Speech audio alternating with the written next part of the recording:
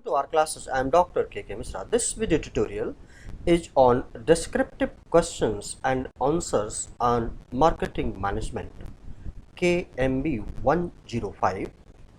This is the subject taught in semester 1st of MBA of AKTU. This is part 3rd.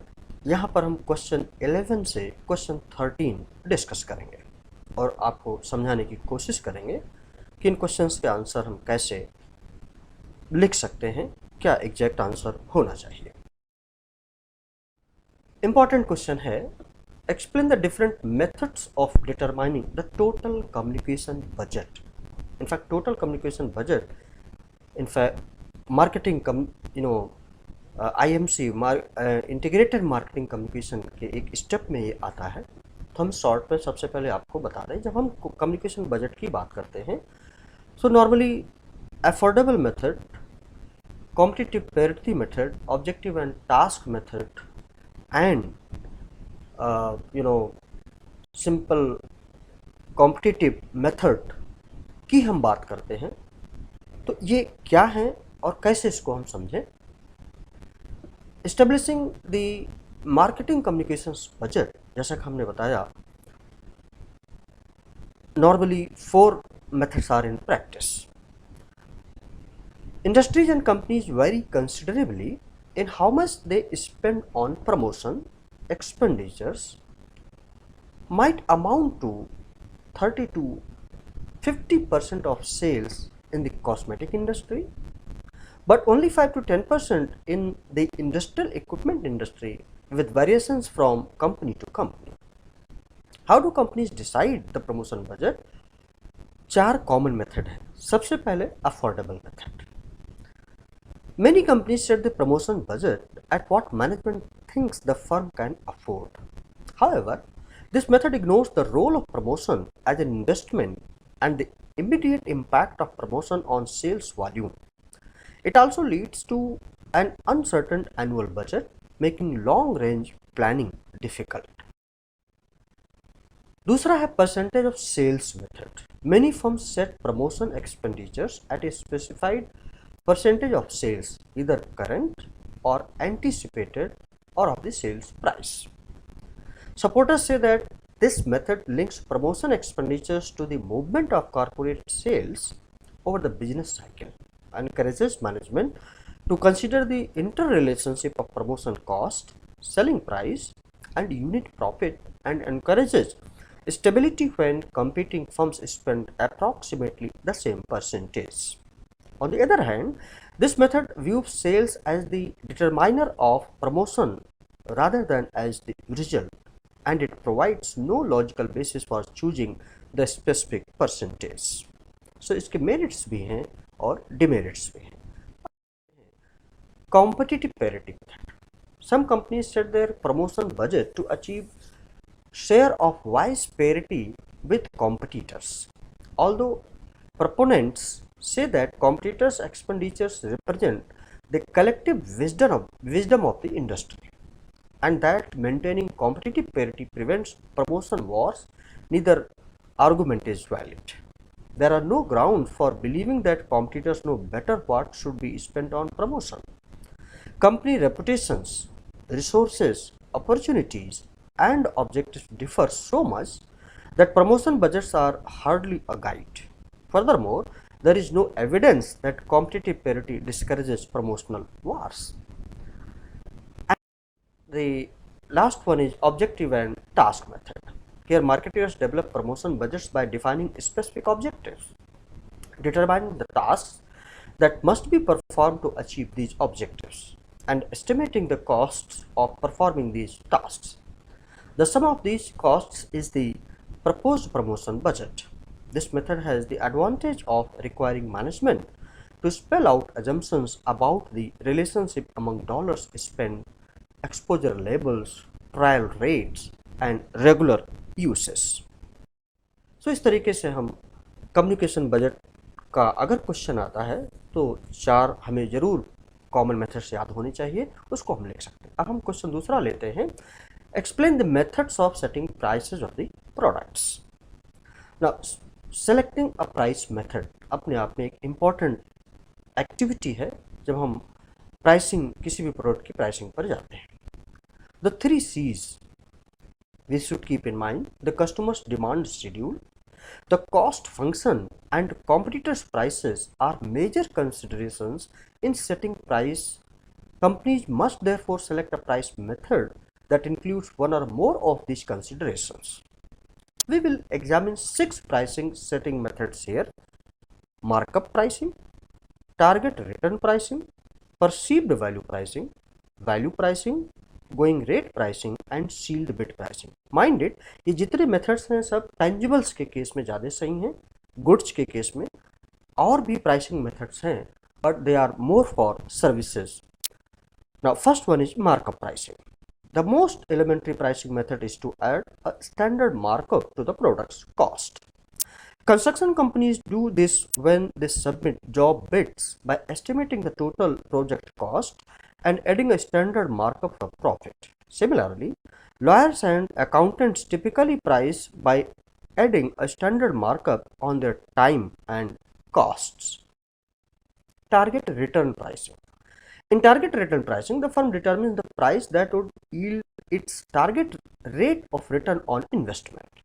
Target pricing is used by many firms, including General Motors, which prices its automobiles to achieve a 15 to 20% ROI. The next is perceived value pricing. An increasing number of companies base price on customers' perceived value. They see the buyer's perceptions of value, not the seller's cost, as the key to pricing. Then they use the other marketing mix elements such as advertising to build up perceived value in buyers' minds. Then value pricing. Value pricing is a method in which the company charges a fairly low price for a high quality offering. Value pricing says that the price should represent a high value offer to consumers. Going rate pricing. In going rate pricing, the firm bases its price largely on competitors' prices. The firm might charge the same, more or less, than its competitors' charges. In oligopolistic industries that sell a commodity such as steel, paper, or fertilizer, firms normally charge the same price. Then there is sealed bid pricing. Competitive method pricing is common when firms submit sealed bid for jobs. In bidding, each firm bases its price on expectations of how competitors will price rather than on a rigid relationship to the firm's own costs or demand. Sealed bid pricing involves two opposite poles. The firm wants to win the contract, which means submitting the lowest price, yet it cannot set its price below cost. Now another question, what is service? How services are different from goods? ये एक simple common question है।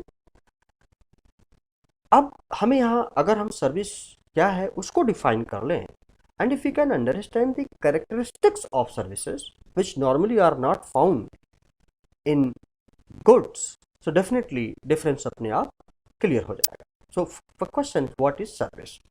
So service is any act or performance that one party can offer to another, and that is essentially intangible and does not result in the ownership of anything.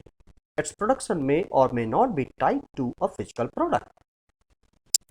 Now, characteristics of services. Services have, not four, rather many more has been added to major characteristics that greatly affect the design of marketing programs, like heterogeneity, intangibility, inseparability, lack of ownership, transferability, variability, and perishability. So they were four, but now the number has been increased. Let us talk about heterogeneity. The features of service by a provider cannot be uniform or standardized. A doctor can charge much higher fee to a rich client and take much low from a poor patient. The quality of services cannot be standardized also. The prices charged may be too high or too low. In the case of entertainment and sports, we find the same thing. The same type of services cannot be sold to all the customers even if they pay the same price. The consumers rate the services in different way. Of course, it is due to the difference in the perception of individuals at the levels of providers and users. The heterogeneity factor makes it difficult to market efficient. The professionals, by using their excellence, bear the responsibility of minimizing the problem. Intangibility. Services are intangible. Unlike physical products, they cannot be seen, tasted, felt, heard, or smelled, or even photocopied before they are bought. The person who is getting a facelift cannot see the exact results before the purchase, just as the patient in the psychiatrist's office cannot know the exact outcome before treatment. Inseparability. Services are typically produced and consumed simultaneously, unlike physical goods, which are manufactured, put into inventory, distributed through resellers, and consumed later. So, this is not possible in case of services. Now, lack of ownership or transferability. A physical product like television can be owned and transferred to another owner, but a haircut service bought from barber cannot be owned and transferred to another buyer. Variability, because services depend on how, who provides them, and when and where they are provided. They are highly variable. Knowing this, service firms can take three steps toward quality control. The first is recruiting the right service employees and providing them with excellent training. This is crucial regardless of whether employees are highly skilled professionals or low skilled workers. Perishability. Services cannot be stored. Once an aeroplane takes off or a movie starts, any unsold seats cannot be held for future sale. Perishability is not a problem when demand for a service is steady, but fluctuating demand can cause problem. Simultaneity. Services cannot be delivered to customers or users. Services don't move through the channel of distribution. For availing the services, it is essential that the users are brought to the providers or the providers go to the users. It is right to say that the services have limited geographical areas. The above characteristics of services are not found in goods which are highly tangible. So this was all about this particular video tutorial. I hope that you have liked it, and if you have liked it, please do not forget to subscribe my YouTube channel R Classes and press the bell button and pass it on to others, those who are needy now and in the future. Thank you. Please share and subscribe. Thank you very much. Have a nice time. Best of luck.